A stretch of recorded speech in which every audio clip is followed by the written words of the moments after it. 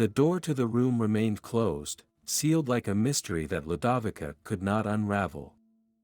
Every time she passed in front of that threshold, her heart beat faster. What was hidden behind that door? But before we find out what happens, let's take a step back in history. Before continuing, I invite you to subscribe to the channel, so you don't miss any of our future stories full of emotions. Ludovica was a little girl of only 5 years old, but her curiosity knew no bounds. Every day was an opportunity to discover something new and magical. The world for her was an infinite universe of wonder, where even the smallest things could become great adventures. Her life was made of games and imagination, and her heart was always full of joy. She lived with her mother, Celine, a woman of incredible strength. Despite the daily difficulties and a demanding job, Celine always found the time and energy to take care of her little girl. The bond between mother and daughter was deep, and every day, at the end of school, Ludovica enthusiastically went to her grandmother's house. Grandma Ioli's house was like an enchanted refuge for Ludovica.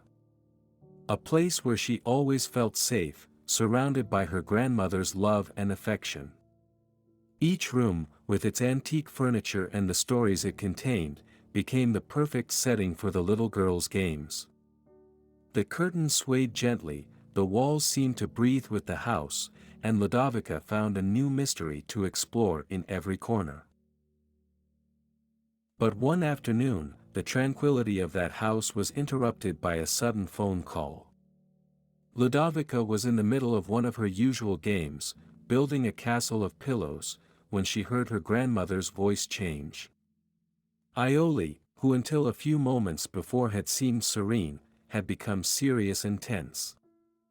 As she spoke on the phone, her face became more and more dark. When the call ended, Ludovica looked at her carefully. The grandmother put a hand to her face and, unexpectedly, began to cry. "Grandma, why are you crying?" asked Ludovica, with that innocence that only children possess. Ioli took a deep breath and tried to hide her pain behind a forced smile. "It's nothing, honey. Just grown-up thoughts.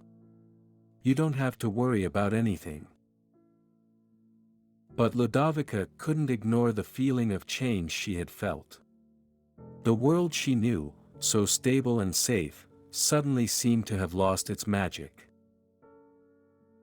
When Celine arrived that evening, the tension did not disappear. She sat in the kitchen with her grandmother, and they began to talk in low voices.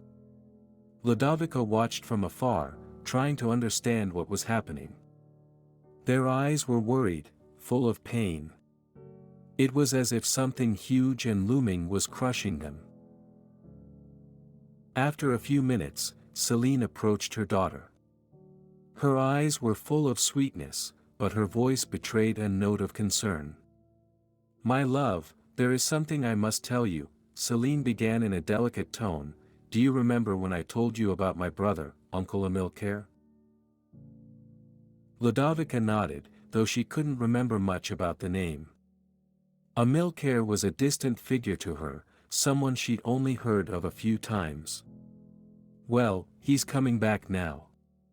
He'll come to live here, with his grandmother. But, he's not feeling well. He needs to rest and be quiet. You'll have to be good and play without making too much noise, okay?" Ludovica, with her natural inclination to obey, nodded again. But inside her the questions continued to grow. Why did everyone seem so worried about the return of this uncle? Who was Amilcare really? In the days that followed, her grandmother's house was wrapped in an atmosphere of expectation. The curtains of Amilcare's room were always drawn, and the door was closed. Ludovica saw her grandmother enter and exit that room, carrying plates and glasses, but she could never see the face of the man who now lived in the house. Then, one afternoon, something happened that changed everything. Ludovica was playing in the garden, lost in her imagination. She was busy hunting an imaginary dragon, brandishing a broom as a sword, when a voice she had never heard before interrupted her game. "It looks like you've caught a rather dangerous dragon." Ludovica turned abruptly and saw a tall, thin man leaning on a cane. His eyes were tired, but kind. It was Amilcare. For a moment, Ludovica remained still, surprised and uncertain. Then curiosity took over. "Is that you, Uncle Amilcare?" she asked, her eyes wide open. The man nodded, smiling faintly. "Yes, I am. And you are Ludovica, my sister Celine's daughter." That brief exchange of words marked the beginning of a special bond. Amilcare, despite his illness, always found the strength to play with Ludovica. Together, they invented stories and adventures in her grandmother's garden, and the bond between them grew stronger and stronger. For Ludovica, Amilcare was not just a sick uncle. He was a friend, a playmate, a presence that made her feel safe. But time passed, and Amilcare's health worsened. One day, when Ludovica arrived at her grandmother's house, she found an oppressive silence.